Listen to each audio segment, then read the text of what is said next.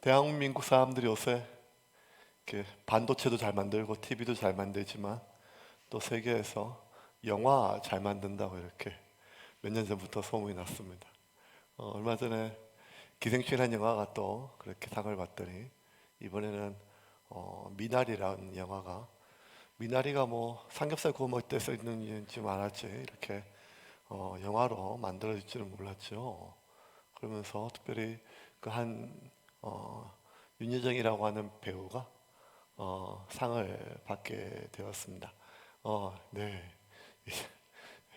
그렇게 아름다운 미모는 아니신 것 같은데, 그럼에도 불구하고 한때 풍미했던, 젊었을 때 한 시대를 풍미했던 그런, 그리고 지금 70이 훨씬 넘긴 나이신데, 아시아계 여자로서는 처음으로 그 상을 받는 후보에 올랐지만, 의미 있는, 그래서 굉장히 요즘 많은 인터뷰를 하고 있어요. 그래서 어떤 인터뷰 기사를 제가 읽다가 이렇게 좀 가슴에 좀 와닿는 게 하나 있어가지고 그게 뭐였는가 하면 어, 선생님은 그러니까 그 배우예요. 선생님은 언제 가장 연기가 깊어지냐 이렇게 이제 어, 노년의 배우에게 이렇게 물어보니까 그 배우에게 물어봤던 그 질문 속에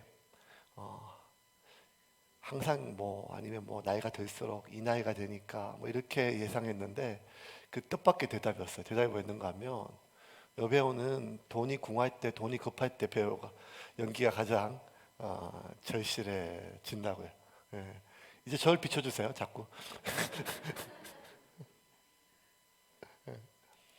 어, 그 말 참 사실적으로 와닿았던 것 같아요. 우리가 뭐 개인사 다 알지 못하지만 유명한 가수와 결혼했다 이혼하고 그리고 30대 두 아이의 엄마로 미국에서 아이를 키우면서 닥치는 대로 그때는 이렇게 여배우나 주연, 조연, 엑스트라 단역 할 것 없이 생계형 배우로서 아이들을 키워야 된다고 하는 그러한 일 때문에 어떤 역이든지 간에 닥치는 대로 했다고. 그리고 그때 가장 돈이 궁할 때, 돈이 급할 때 연기가 가장 절실하다고. 그 얘기를 들었습니다. 그래서 아니 계속 이제 질문이 이어지죠. 그래도 이렇게 한 시대에 굉장히 주연급이었고 그리고 보통 여자 배우들은 이렇게 뭐 영화를 안 하면 안 했지. 주연에서 조연으로 밀려날 때, 조연에서 단역으로 밀려날 때, 그리고 애인 역할에서 엄마 역할로 바뀔 때, 뭐 이런 것들 굉장히 막 그 민감해 하는데 아니 어떻게 그렇게 주연, 조연, 단역, 그다음에 뭐 아름다운 미모의 여인부터 시작해서 할머니까지 그렇게 할 수 있었느냐 닥치는 대로 했을 때 나는 여배우이기 이전에 엄마였다. 진짜 아무 생각도 안 했다. 나는.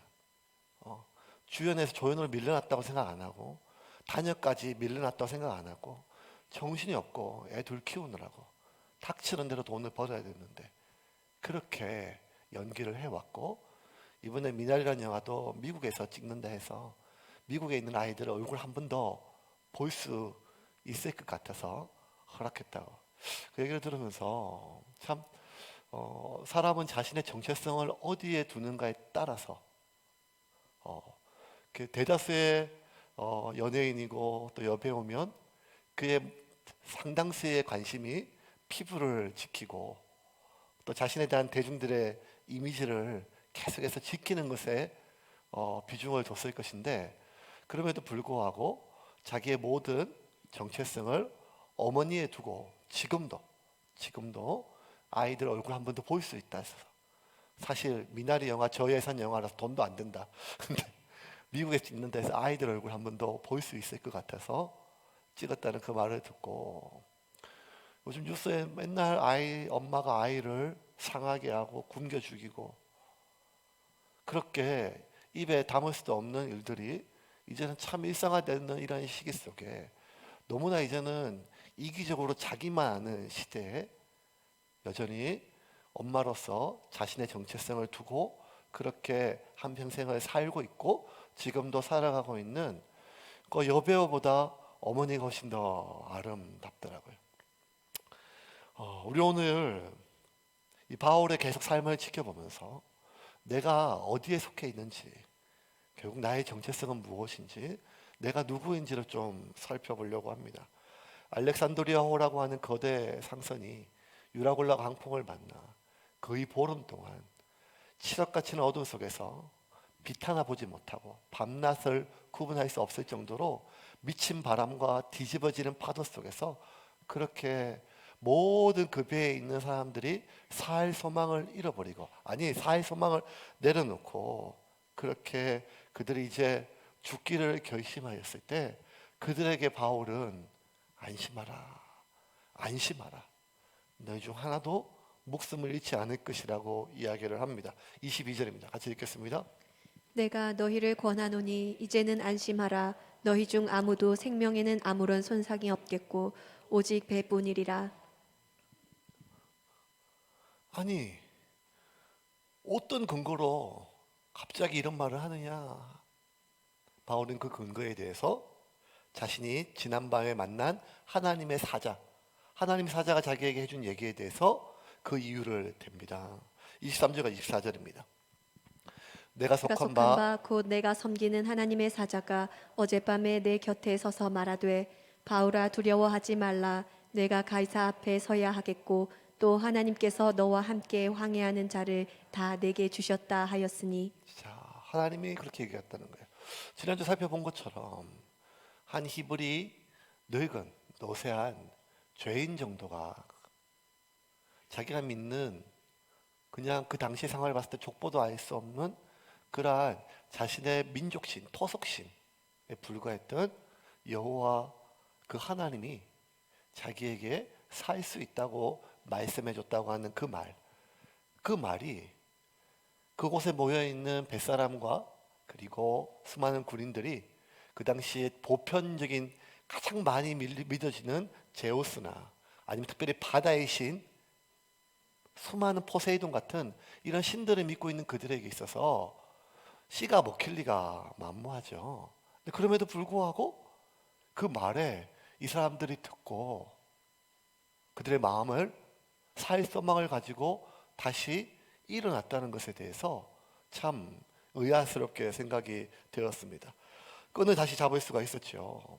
사람은 자신을 잘 모르는 사람에게 무언가 말을 할 때 참 조심스럽죠. 왜냐하면 상대방이 이제는 지금 뭐 과거나 지금이나 그가 어떤 말을 하는가 보다 그 누구의 말이냐가 더 중요한 시기가 아니겠습니까? 그러니까 뭐 우리가 흔히 말 듣기 싫을 때 네가 뭔데 내가 네 말을 들어야 돼 이럴 때 그 말이 어떤 말인가, 좋은 말이 타당하면 이런 게 아니고 네가 왜 나한테 네가 뭔데 라고 하는 그 말은 누구의 말이냐가 중요하지 않습니까? 그래서 우리가 서로 모르는 사람한테 만나면 말을 건네기 전에 먼저 뭘 건네는가 하면 명함을 건네죠. 나 이런 사람이다. 내가 누구인지를 알려야 되니까요. 그렇게 내가 누구인지를 알릴 때 그 명함에는 뭐가 적혀 있는가 하면 가장 단시간에 내가 기대할 수 있는 가장 좋은 것들을 얘기하겠죠. 내가 어떤 회사, 어떤 직책, 어떤 거 뭐 이런 것들 다 얘기하겠죠. 그래서 가장 자기가 어필할 수 있는 것, 학력도 수많은 학교를 거쳤지만 제일 좋은 학교만 적고 수많은 직위도 뭐 이런 것들, 현재 내가 뭐가 좀 이렇게 내세울 게 없으면 과거 전에 뭐 했던 모든 것들 이런 것들 다 네. 그런 걸 보면 어쩌면 당연한 것 아니겠습니까? 심지어 바울조차도 2000년 전에 성전에서 자기를 죽이려고 했던 그 수많은 사람들 앞에서 내가 말 좀 하자 하고 제일 먼저 꺼낸 말은 내가 죽을 죄 저지르지 않았다. 내가 성전 모독하지 않았다. 나를 변호하기 위해서 바울이 제일 먼저 한 것은 자신의 무죄 입증이 아니라 자기가 누군지를 먼저 이야기를 했어요. 한번 볼까요? 사도행전 22장 1절부터 3절입니다. 같이 읽겠습니다. 부형들아 내가 지금 여러분 앞에서 변명하는 말을 들으라. 그들이 그가 히브리 말로 말함을 듣고 더욱 종용한지라. 이어 이르되 나는 유대인으로 길리기아 다소에서 났고 이성에서 자라 가말리엘의 문하에서 우리 조상들의 율법에 엄한 교훈을 받았고 오늘 너희 모든 사람처럼 하나님께 대하여 열심히 있는 자라. 자기가 누군지를 먼저 밝혀요. 심지어 바울이 자기가 한번 사역했던 교회, 자기가 지나갔던 교회, 그 교회에 다시 편지를 보낼 때도 이미 자기가 떠나온 지 오래되니까 자기를 잘 모를까 봐 자기가 누구인지, 그리고 자기의 변호하면서 이렇게 얘기를 해요. 빌립보서 3장 4절 6절 볼까요? 제가 읽겠습니다. 사실 나도 육적인 것을 신뢰할 수 있습니다. 만일 다른 사람이 육적인 것을 신뢰할 만한 이유가 있다고 생각한다면 난 그렇습니다. 난 태어난 지 8일 만에 할례 받았고 베냐민 지파에 속한 순수한 이스라엘 사람이며 히브리인 중에 히브리인입니다. 그리고 율법을 철저히 지키는 바리새파 사람이었고 교회를 박해하기까지 한 열심을 가졌으며 율법에 비추어 보아도 흠이 없는 사람이었습니다. 그러니까 바울 역시도 그가 자기를 알든 모르든 처음 만났든 무슨 말을 할 때는 그것이 생명의 복음이든 아니면 자신에 대한 변호든 무엇인지 간에 자기가 어떤 사람인지 먼저 밝히고 이야기하고 납득을 시키고 하는 게 맞거든요. 죽음의 공포에 떨고 있는 사람, 아니 보름 동안 물 한 모금 목에 먹지 못하고 빵 한 조각 삼키지 못했던 사람들에게 그냥 갑자기 일어나서 안심하라 라고 하는 뜬금없는 이 말들, 이 말은 사실 바울의 말이 아니라 하나님의 말이었잖아요. 하나님이 전해준 말이었잖아요. 자신의 말이 아니었습니다. 그러면 하나님을 믿기는커녕 하나님을 알지 못하는 사람들에게 하나님의 말이다라고 전했다면 하나님이 어떤 분이냐라고 얘기를 해야 될 거 아니에요. 적어도 그 사람이 믿든 안 믿든 어쨌든 하나님이 어떤 분인지를 설명해야 될 거 아니에요. 지금 바다가 뒤집히고 하늘에 막 풍랑이 막 일고 막 그냥 죽기 직전이라면 그냥 하나님 창조주 하나님이다. 이게 모든 다 하나님 만드셨다. 하나님 모든 걸 만드셨다. 하나님은 바다를 다스리시는 분이다. 포세이돈이 다스리는 게 아니라 하나님이 다스리신다. 하나님 만드셨다.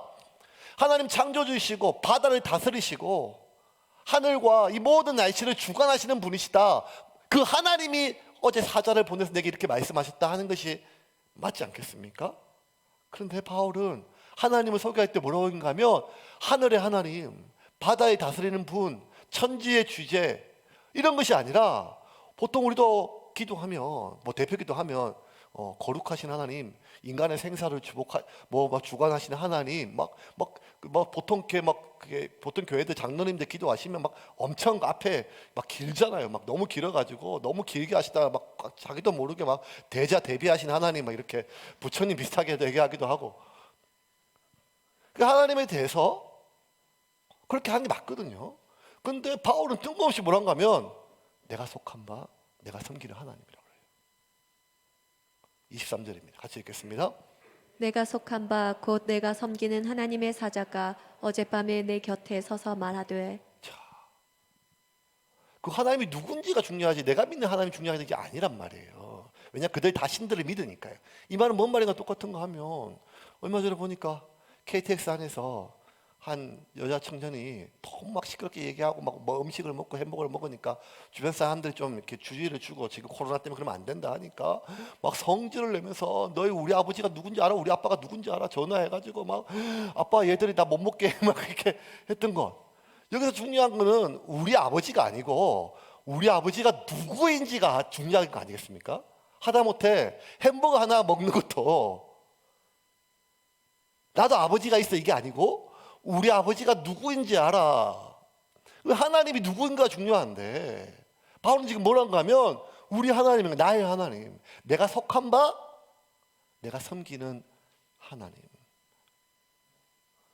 바울의 이 고백은 어쩌면 모든 유대인들이 고백하는 당연한 선언문이에요.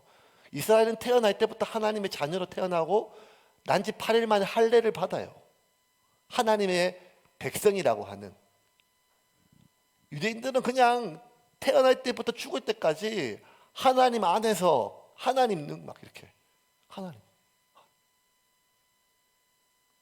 신학교 때 뭐 이렇게 막 그렇게 가면 뭐 자기 뭐 얘기 1학년 때 가면 기숙사에 전국 팔도에서 모여가 자기 막 얘기하고 막 아버지 얘기하고 어머니 얘기하면 뭐 자기 아버지도 목사님, 자기 할아버지도 목사님 뭐 계속 얘기해가지고 뭐 어떤 친구 나는 뭐 난 불신 가정이다 뭐 이렇게 하면서 막 그 농담 삼아 하도 어릴 때부터 고모도 하나님 아버지 뭐 해가지고 자기는 하나님이 집안의 어른인 줄 알았대. 그 정도로 유대인들은 하나님이죠. 그냥 삶 전체가 종교와 삶이 구분이 안 되는 하나였습니다. 그렇기 때문에 어쩌면 내가 섬기는, 내가 속한 바, 나의 하나님, 이 말은 바울뿐만 아니라 모든 유대인들은 공통적으로 그냥 입만 열면 나오는 자동적인 선언문이에요. 어릴 때부터. 그런데 바울이 그렇게 살다가 다메섹 도상에서 예수님을 만난 이후로, 살아계신 하나님의 아들을 음성이지만 직접 만난 이후로, 그리고 그 이후로 지금까지 복음을 전하며 말씀을 전하며 살면서 매일매일 세미한 음성으로 나에게 다가오시고 말씀하시는 그 하나님과 함께 동행하며 살아오면서 지금 보니까, 그 이전에 내가 하나님께 속했다, 나는 하나님의 사람이라는 말과 지금 내가 하나님에 속해 있고 나는 하나님을 섬긴다는 말은 너무 다르다는 말이에요. 우리가 예수를 믿는다는 말은 예수님이 내 안에 들어오신다는 말이거든요. 세례받을 때 그는 누구나 물어보는 문답이에요. 예수님이 내 안에 들어오신다는 것. 네. 그러면 이 안에 들어와서 지금 예배 드리는 우리 모두는요, 예수님이 내 안에 계시고 하나님이 내 안에 계시고 당연한 거 아니겠어요? 그런데 어느 순간에 제가, 여러분 이번 주 하나님은 저와 함께 하셨습니다 라고 하는 말은 분명 다르게 다가오는 것처럼, 사도 바울은 지금 다메섹 도상에서 예수님 만난 이후로 지금까지 삶을 경험하고 나서 나는 하나님에 속해 있다, 그리고 내가 섬기는 하나님이라고 하는 그 고백은 분명히 다른 거였어요. 바울이 성전에서 자기를 죽이려고 하는 유대인들 앞에서, 그리고 빌립보나 에베소에 있는 교인들에게 자기를 소개할 때, 나 바리새인이다, 나 유대인이다, 그때 사용했던 단어 바리새인, 유대인, 베냐민 지파, 가말리엘 문화, 이런 것들 다 유대인과 관련된 것이고 하나님께 속한 거거든요. 그런데 청년 사울로, 자기가 청년 사울로 살았을 때, 다메섹 예수님 만나기 이전의 삶은요, 자기는 유대인이니까요, 자기는 베냐민 지파니까요, 자기는 바리새인이니까요, 자기는 가말리엘 문화에 속해 있으니까요, 자기는 유대인에 속해 있었고 바리새인에 속해 있었고 베냐민 지파에 속해 있었고 가말리엘 문화에 속해 있었으니까, 사울이 청년은 자기는 누구보다 자기는 하나님께 속해 있는 줄 알았어요. 진심으로. 나는 진짜 유대인 중에 유대인이고 열심히 특심한 사람이고 흠이 없는 사람이에요. 왜? 나는 하나님께 속해 있다. 왜? 나는 가말리엘 문화에 속해 있으니까요. 나는 할례 받았으니까요. 나는 유대인 중에 유대인이고 나는 베냐민 지파에 속해 있었고, 지금도 누구보다 말씀에 흠이 없는, 말씀에 속해 있는 사람이니까 자기는 누구보다 하나님께 속해 있는 줄 알았는데, 다메섹에서 예수님 만나 보니까 자기는 지금 그 누구보다 하나님과 떨어져 있는 사람이었어요. 하나님 밖에 있는 사람이 아니라 하나님의 아들과 하나님의 아들을 섬기는 사람을, 하나님의 이름을 높이는 사람을 죽이는 사람이었다는 거예요. 자기는 누구보다 하나님에 속한 사람인 줄 알았는데 보니까 그게 아니라, 진짜 하나님을 내가 만나고 보니까 난 하나님께 속한 사람이 아니라 거짓된 자기 확신, 자기 신념, 왜곡된 삐뚤어진 종교적 신념에 속해 있는 사람이란 것을 뼈저리게 그가 발견을 하였던 것입니다. 그렇게 하나님과 가장 멀리 있음에도 불구하고 자기는 누구보다 하나님 안에, 하나님께 속해 있다고 믿었던 것은, 그는 바리새파에 속하고 베냐민 지파에 속하고 가말리엘 문화에 속해 있었기 때문입니다. 그런데 정작 하나님을 만나 보니까 그게 아니었다는 거예요. 제가 배우 윤여정 씨의 그 인터뷰에 이렇게 공감이 갔는가 하며, 돈이 궁할 때 가장 연기가 절실해진다, 이 말이 부끄럽지만, 제가 제주도에 이제 목회자가 아니라 사역자가 아니라 그냥 생존인으로서 먹고 살기 위해서 그렇게 살기를 결심하고 그렇게 지냈을 때 기도가 참 많이 됐어요. 근데 제 기도가 가장 깊어질 때는 나라와 민족과 복음을 위한, 하나님을 위한, 이 땅의 청년 부흥을 위한 기도가 아니라 돈이 떨어졌을 때, 돈은 점점 떨어져 가는데 두 아이를 둔 가장으로서 나의 무능함이 드러날 때, 그 서글픔이 밀려날 때, 막상 교회에서 한 20여 년간 부교육절 했을 때 아휴, 내가 목사 안 하면 내가 뭐가 딴 거 못할 줄 알아 뭐 이렇게 큰 소리 뻥뻥 쳤는데 진짜 목사를 안 하니까요. 할 수 있는 게 무슨 보람상자 장의사 이런 거 아니면 하도 장례를 많이 했으니까.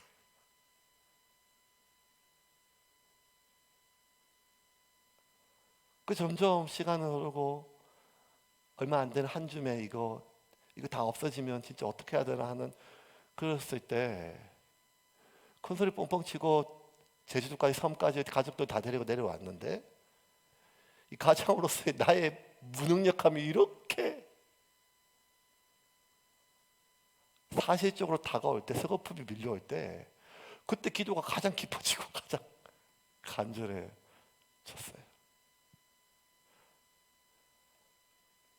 15년 넘게 사역하면서, 목사로 사역하면서, 청년 사역자로 열심히 사역하면서 저는 제가 누구보다 복음에 속해 있는 줄 알았어요. 하나님 나라에 속해 있는 줄 알았어요. 목사였으니까요. 이 땅의 청년들의 소망에, 복음화에 속해 있는 줄 알았어요. 근데 조금 지나고 보니까요, 저는 그냥 그릇된 자기 확신에 그냥 괜찮은 목사고 괜찮은 청년 사역자라고 하는 자기 확신에 빠져 있었던 사람이었던 것이 제가 확인이 되니까 너무 부끄럽고 너무 비참해졌습니다. 어떻게 보면 지나온 그 사역의 모든 시간, 많은 시간들이 다는 아니었지만 제 삶의 가장 큰 에너지는 하나님과의 깊은 임재 속의 친밀감과 하나님 나라에 확장돼 가는 그 소망에 대한 것보다 아유, 젊은 목사 열심히 하네, 부흥하네, 아유, 설교도 잘하네, 뭐 이런 사람들의 반응과 내가 이루어 놓았던 사역적 성취와 그 평가와 반응이 제 삶의 가장 큰 에너지였다는 사실을 깨닫는 순간 제가 제 스스로를 굉장히 괜찮은 목사였고 괜찮은 사역자였고 누구보다 하나님을 기뻐하고 하나님을 즐거워하며 하나님을 기쁘게 해드리는 사람인 줄 착각했던 저 자신에 대해서 비참할 정도로 무너졌습니다. 바울이 빌립보에 보내는 그 편지를 다시 한번 읽어봅시다. 아까 보냈던 편지. 사실 나도 육적인 것을 신뢰할 수 있습니다. 만일 다른 사람이 육적인 것을 신뢰할 만한 이유가 있다고 생각한다면 나는 더욱 그렇습니다. 다메섹에서 예수님 만난 이전에 바울은 자신을 이렇게 생각했어요. 남들이 소개하고 나는 태어난 지 8일 만에 할례를 받았고 베냐민 지파에 속한 순수한 이스라엘 사람이며 히브리인 중에 히브리인입니다. 그리고 율법을 철저히 지키는 바리새파 사람이었고 교회를 박해하기까지 한 열심을 가졌으며 율법에 비추어 보다 흠이 없는 사람이었습니다. 그러나 내게 유익하던 그 모든 것을 나는 그리스도를 위해 다 버렸습니다. 더구나 내가 모든 것을 잃어버린 것처럼 여기는 것은 내 주 그리스도 예수님을 아는 지식이 훨씬 더 가치가 있기 때문입니다. 나는 그리스도를 위해 모든 것을 잃어버렸습니다. 내가 그 모든 것을 쓰레기처럼 여기는 것은 그리스도를 얻고 그분과 완전히 하나가 되기 위한 거였다는 거예요. 왜? 진짜를 만나면 진짜를 둘러싸고 있는 포장지는 의미가 없다는 거예요. 진짜를 보기 전까지는요, 모든 관심은 그 진짜를 둘러싸고 있는 진짜를 못 봤으니까 그 선물의 포장지예요. 크기예요. 재질이에요. 그런데 그 포장 안에 정말 보화 같은 그 보화인 진짜를 발견한 사람은 그 진짜를 싸고 있는 그 모든 포장지에는 관심이 없어요. 왜냐하면 나는 진짜를 만났고 진짜를 가진 사람이니까요. 진짜와 가짜는 표시가 나요. 아무리 자기를 진짜라고 얘기를 해도 여러분 다 표시가 안 납니까? 요즘 선거철만 되니까요, 또 우리가 기가 따갑도록 되잖아요. 온 나라에서 나라를 위해서, 국민을 위해서, 백성을 위해서 나는 누구보다 나라에 속한 사람이고 백성을 속한 사람이고 백성을 위한 사람이고 국민을 위한다 하고 하는 많은 수많은 사람들의 선거에 나온 정치인들의 이야기가 정말 자기가 그렇게 믿고 있는 것처럼 얘기하지만 우리가 그게 진짜로 여겨지지 않는 것은 우리 안에 불신이 가득해서가 아니라 어쩌면 진짜와 가짜는 너무 확연하게 드러나기 때문입니다. 그가 진짜 국민을 위한 건지 국가를 위한 건지 아니면 자신의 야망과 성취를 위한 것인지는 그가 아무리 말하는 말에 달려있는 것이 아니라 현재의 삶과 지나온 삶에 그것이 증명해 주는 것이 아니겠습니까? 내가 어딘가에 속해 있다고 얘기하는 것은 나의 소속은 반드시 섬김으로 이어져야 돼요. 그리고 내가 어디에 속해 있는지는 반드시 나의 섬김을 통해서 드러난다는 거예요. 나는 두 아이의 엄마로 살았다고 하는 말은 그의 삶을 증명하는 거 아니겠어요? 똑같은 얘기 아니겠습니까? 예수쟁이들이 아무리 나는 예수쟁이다, 예수 믿는다, 하나님의 사람이다 라고 얘기하지만 나는 하나님에 속해 있다고 정말 그렇게 믿는 것처럼 보이지만 본인 스스로는, 하지만 어쩌면 진짜 그 사람이 진짜 그리스도인지 아닌지는 역설적으로 교회 안이 아니라 교회 밖에 있는 사람들이 더 잘할 때가 많거든요. 빛이란 것이 빛이 나야지 빛이지요. 자기가 아무리 빛이라고 얘기하는데 그게 빛이겠어요? 그 빛은 세상을 비출 때 의미가 있는 것이지 깜깜한데 반짝반짝 빛나니까 날 바라봐, 나보고 박수쳐, 이게 빛은 아니지 않습니까? 소금이란 것은 녹아서 짠맛이 나야 소금이지. 나는 소금이야. 아름다운 핑크빛 히말라야 소금이고 꽃소금이고 수많은 소금이라 해도 자기가 전혀 녹아지지 않고 깨어지지 않고 스며들지 않은 채 내가 소금이라 한들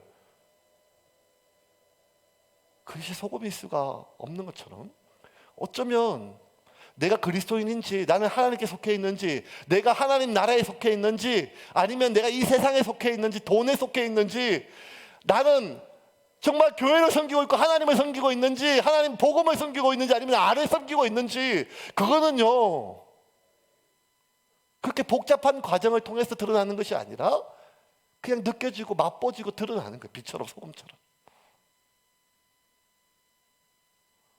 목사가 교회를 위하고 성도를 위하고 하나님을 위한다고 그렇게 사역했고 그렇게 목회하고 개척한다고 하지만 정작 돌아보면 어느 순간 이 사람이 아무리 애를 쓴다 하더라도, 아무리 많은 열매가 있다 하더라도 결국엔 이 사람은 하나님을 위한 것이 아니라 자기를 위해 목회하고 교회를 섬기고 성도를 위한 것이 아니라 자기를 위해서 지금까지 애쓴 것이 드러난다면 그의 수고와 내가 이루어 놓았던 많은 것들을 내세워 나는 하나님께 속한 사람이라고 얘기하는 것이 얼마나 부끄럽고 위선적인 것이 되겠습니까? 정말 내가 어딘가에 속해 있다면요, 그 속함은 뭘로 드러나는가 하면 섬김으로 드러나는 것입니다. 내가 어딘가에 속해 있다면 그 속한 것은 반드시 섬김으로 이어지는 것이죠. 하나님께 속해 있다면 하나님을 섬기는 것은 당연하고, 내가 하나님의 사람이라면 나의 삶은 하나님을 위한 삶인 것이 반드시 드러날 수밖에 없다는 것입니다. 섬기다로 번역되어 있는 루테르어 말은 경배하다, 예배하다는 말도 번역될 수가 있어요. 그러면 내가 하나님을 섬긴다는 말은 하나님을 경배한다는 사람이에요. 하나님을 예배한다는 거예요. 하나님을 섬기는 사람은 하나님의 예배를 시작합니다. 하나님께 예배하지 않고 하나님을 섬기는 사람은 또 말이 연결되지 않아요. 하지만 하나님을 예배하는 사람은 하나님을 섬기는 사람이고, 그 하나님을 섬기는 사람은 예배당 안에서 예배함을 통하여 골방에서 기도함을 통하여 찬양함으로 하나님을 섬기는 사람은 반드시 하나님이 창조하시고 하나님이 사랑하시는 사람을 섬기는 삶으로 이어져야 되는 것입니다. 교회가 하나님을 위하여 세워졌다면 그 교회는 반드시 세상을 섬기고 하나님을 섬기는 것입니다. 교회 자체만 섬기고 교회 자체만 커지고 교회 자체만 높아진다면 그것은 교회를 위하여 세워진 것이지 하나님을 위하여 세워진 교회가 아니고, 하나님을 교회를 섬기는 교회일 뿐이지 하나님을 섬기는 교회가 될 수 없다는 거예요.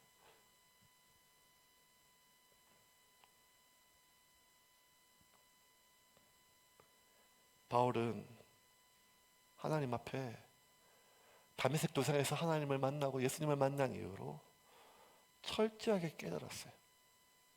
내가 어딘가에 속해 있다고, 하나님의 이름을 들먹이고 하나님의 이름으로 만들어지는 어떤 것에 속해 있다고 하나님께 속해 있는 것이 아님을 깨달았어요.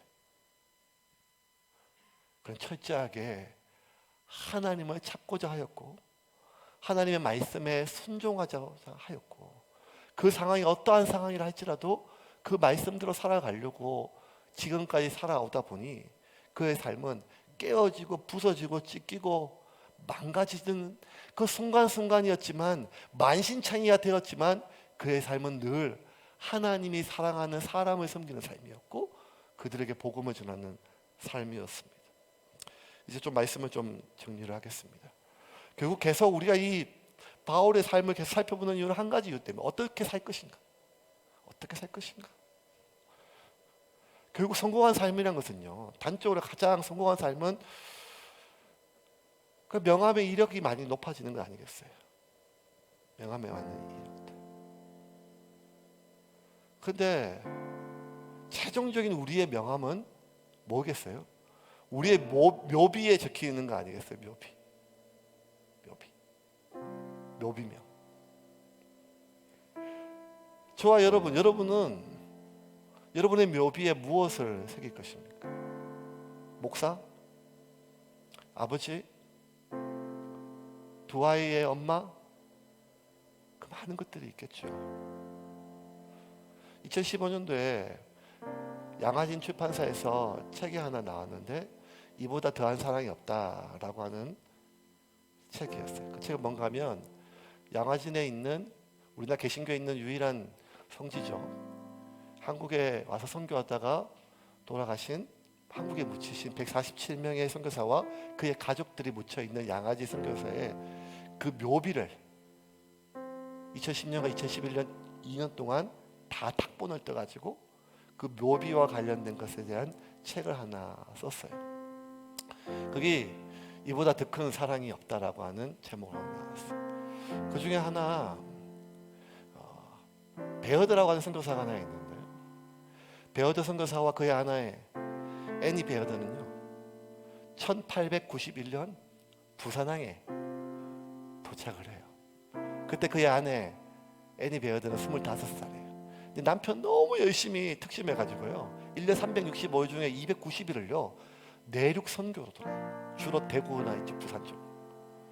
나중에 서울까지 올라가서 우리나라 최초의 학교였던, 대학교였던 숭실대 전문이었던 숭실학당을 세우고, 결국 이제 장티푸스로 순교해요. 그러니까 남편 하나 믿고 2억 만리에 왔는데, 남편은 365일 중에 300일을 집을 떠나 선교하니까 혼자 이제 사역을 감당하고 해야 되는데 애가 생겼어요. 그 이듬해 1991년 7월 5일 날 낸시라고 하는 딸이 생겼으니까 이제 막 그냥 애 키우고 말도 안 통하고 먹도 안 통하고 뭐 하는 게 막 그냥 정신없이 키우다 보니까 뭐 제대로 먹이고 뭐 못 먹이니까 2년 만에 두 돌이 못 돼서 1894년 5월 13일 날 이 딸내미가 죽어요. 그 과정을 남편이 없이 이걸 다 겪었어야 됐었어요. 그때 이 애니 베어드가 28살인데 너무 힘든데, 그 지금 대청동에 용두산 공원 옆에 있는 복평산에 낸시를 딸을 묻고 이 남편 없이 일을 다 하고 너무너무 슬프고, 자기가 선교사로 왔어요. 목숨 걸고 하나님께 목숨 걸고 선교사로 왔는데 애를 낳아 보니까 선교사보다 자기 엄마인 거예요. 두 돌의 여자애가 얼마나 예쁩니까? 갑자기 내수막염으로 죽었으니까 그 슬픔을 말로 다 못하는데, 남편은 또 복음에 미쳐가지고 복음 전하고 또 서로 댕기고 너무너무 힘들고 외로우니까 그 마음을 자기가 시로 이렇게 표현했는데, 그 시가 찬송가 373장 멀리 멀리 갔더니라고 하는 찬송시가 되었어요. 대한민국 사람들이 다 아는. 제가 한번 읽어볼게요. 멀리 멀리 갔더니 처량하고 고나며 슬프고 또 외로워 정치 없이 다니니, 예수 예수 내 주여 지금 내게 오셔서 떠나가지 마시고 길이 함께 하소서. 예수 예수 내 주여 섭섭하여 울 때 눈물 씻어주시고 나를 위로하소서. 예수 예수 내 주여 지금 내게 오셔서 떠나가지 마시고 길이 함께 하소서. 다니다가 쉴 때 쓸쓸한 곳 만나도 홀로 있게 마시고 주여 보호하소서. 예수 예수 내 주여 지금 내게 오셔서 떠나가지 마시고 길이 함께 하소서. 내 품에 잠시 왔다 떠났지만 이제는 주님만큼 나를 떠나지 마시고 나를 홀로 버려두지 말라고 하는 28의 엄마지만 선교사지만 한 여자의 그 고난 삶이 녹아있는 시거든요. 결국 애니 베어드가 낸시 묻고 나서 두 아들을 얻어요. 근데 그 두 아들도 선교 사역을 감당하다가 한국에서 다 죽어요. 남편 장티푸스로 묻고, 그리고 두 아들도 죽고 자기도 죽고, 그 모든 가족의 무덤이 양화진에 있는데 첫째 딸 낸시의 무덤은 아직도 복병산에 어디에 묻혀 있는지 잘 모릅니다. 한국의 복음이 이 땅에 제일 처음 들어올 때부터 복음은 이랬어요. 2000년 전 복음이 바울을 통해서 제일 처음 전파될 때도 복음은 이랬어요. 그래서 복음은 말로 전해지는 것이 아니라 눈물로 전해지는 복음이었었어요. 복음은 어떤 교리로 전해지는 복음이 아니라 그들의 삶으로 전해지는 복음이었어요. 그래서 그 복음은 번듯한 건물 하나 없고 번듯한 교육자 하나 없고 번듯한 성경책 하나 없어도 미나리처럼 척박한 땅에 그냥 씨만 흘려도 그것이 한국이든 미국이든 어디든지 간에 그 눈물과 헌신과 섬김으로 심겨진 복음의 씨는 자라서 지금 우리까지 전파됐다는 것입니다. 어렵습니다. 힘듭니다. 코로나 시기에 정말 어렵고 우리 아이들 하나 키우기도 힘들고 어려운 시기가 맞습니다. 하지만 그럼에도 불구하고 여러분, 우리가 하나님께 속해 있다면, 우리가 하나님의 사람이라면 우리의 모든 삶의 방향은 나의 성취와 안위가 아니라 하나님을 섬기는 것이어야 하고, 그 하나님을 섬기는 것이라면 그것은 사람을 섬기고 세상을 섬기는 것으로 나가야 되고, 섬기기 위하여 나도 좋고 남도 좋을 수 있는 섬김은 이 세상 어디에도 없습니다.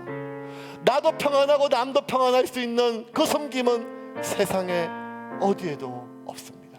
그러므로 사랑하는 세운교회 성도 여러분, 저와 여러분이 우리 교회가 복음을 가지고 있다면, 하나님께 속해 있다면 그렇게 하나님을 섬기고 예배하며 세상을 섬기는 저와 여러분과 우리 교회가 되기를 주님의 이름으로 축원합니다.